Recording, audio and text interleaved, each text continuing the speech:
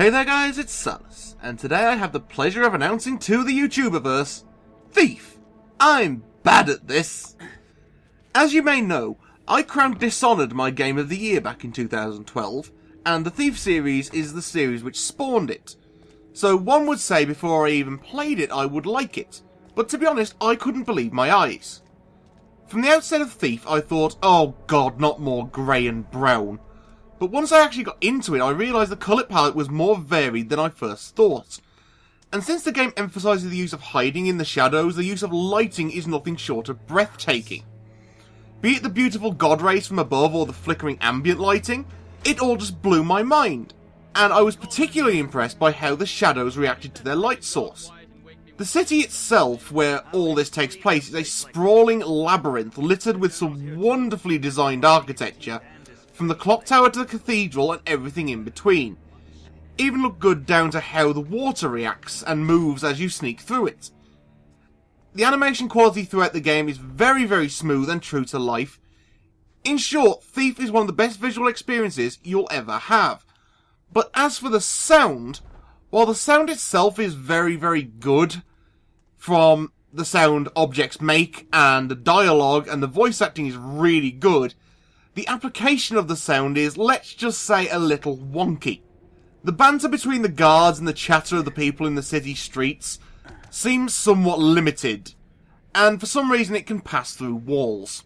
As a result, you're always feeling like there's someone behind you even when there's not, and it's just the same guard repeating that line you heard 3 seconds ago.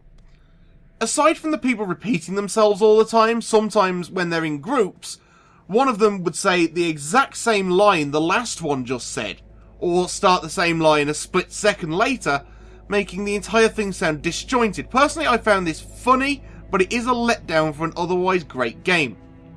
But the big sticking point for me was when I couldn't hear a cutscene, because the only thing I could hear was the guards 2 streets away discussing some local prostitutes. And the thing is, this was a major cutscene with important information regarding the story. I ended up having to restart the mission, making sure to kill those 2 before I found out what was going on.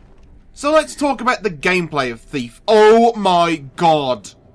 This game is not only a pure form sneaky steely affair, but the game comes with something all games need to take note of from now on. Variable difficulty. You can choose almost anything you want, like no light gem, no lethal arrows, ghost play only, the list goes on. And each option you choose awards a different point score, which when you beat the game is put on a global leaderboard. They've managed to turn a fantastic stealth-based single-player stealth-a-thon into a competitive sport. And I love it because you choose how hard the game is. And if you ask me, players need more choice when it comes to their games. But when you actually get into the game itself, you realise that unlike other games that use stealth, like say Dishonored, going full lethal is practically suicide. Instead, the game rewards hardcore stealth, tactical play, and exploration. And any game where you can break into nearly any house in the hub world, steal all their spoons and ashtrays, and be gone before the kettle's boiled, gets my vote. Some say the levels are a little small, but they were still bigger than Deadly Shadows, so personally I was happy enough. There were still plenty of paths and options you can take depending on your playstyle to complete objectives. And since it's the key focus here, let's talk about stealing. This is no simple collectibles thing.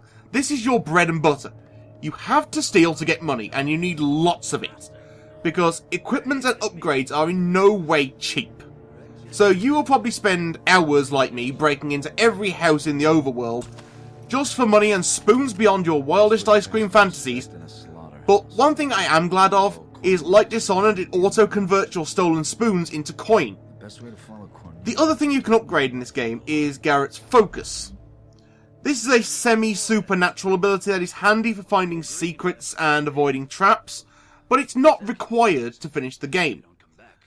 I got by with only upgrading the vision thing to show collectibles and traps, and by increasing the drain ability, which slows down the rate that focus drains. But there are a wide variety of powers to suit any playstyle, such as a stealth enhancer, a combat enhancer, a lockpicking enhancer, the list goes on again. And it allows you to complete your robberies, retrievals, and of course the story more effectively. Did you hear that? It sounds like spoilers.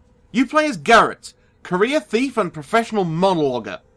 You and your young sexy sidekick, Erin, are tasked with recovering some primal stone thing from the Baron by your recurring character and personal best friend, Basso. But when you get there, the Baron is using it for some magical fidgy-widginess. Erin gets fizzled by the magic and you cop a faceful. 1 year later, you wake up and find the city has been industrialised heavily, and there is a plague called the Gloom, which, by the way, is the stupidest name for a disease ever, throughout the city. Meanwhile, Garrett realises he has somehow acquired the magical power of paying attention. And by doing so, it can make him a better thief. But it comes with a cost. See, Garrett begins tripping balls and seeing the ghost of Erin, and it's always at the worst possible moments, coincidentally. But after you've collected some seemingly innocuous objects from around the city, it's revealed it's been all about Erin the entire time. You see, when she was fizzled by the magic a year ago, she somehow managed to absorb it like some kind of human sponge. And Orion, the guy who got you to gather random crap from the city, is revealed to be the Baron's brother, who needs the primal energy to perform some fidgy-widginess of his own.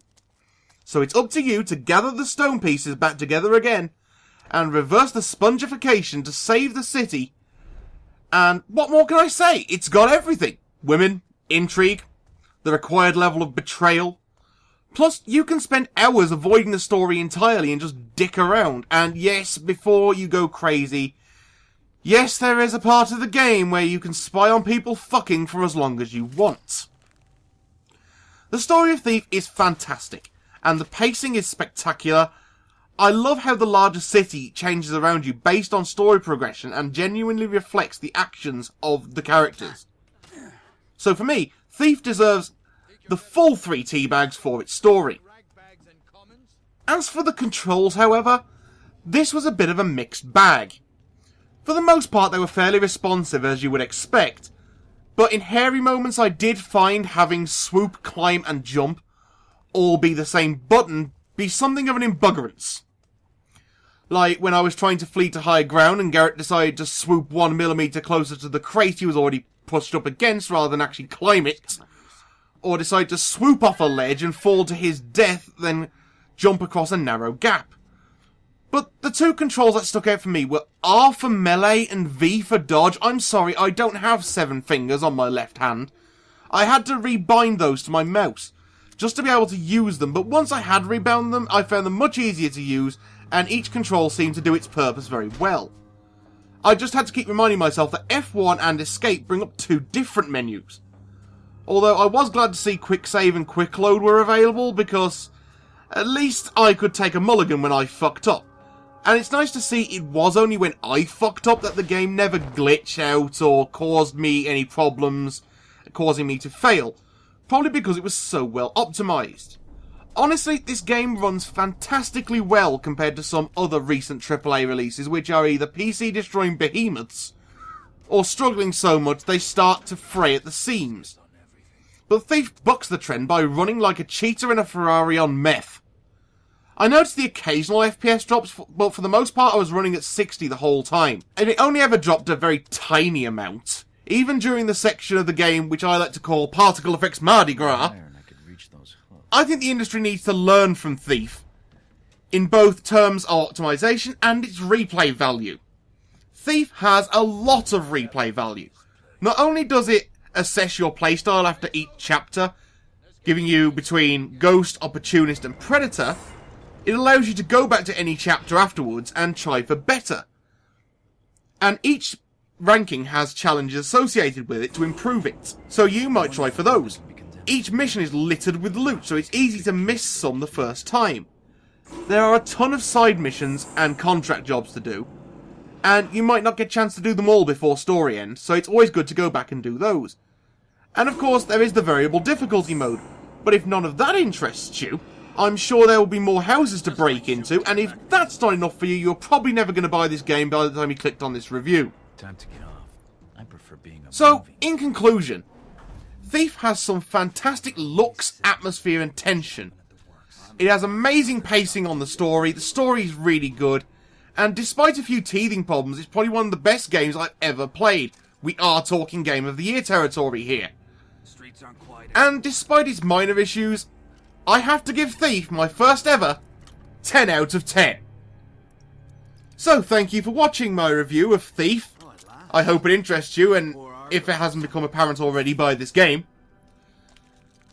And until we have another one, I've been Salis, this has been Thief, and I will see you next time.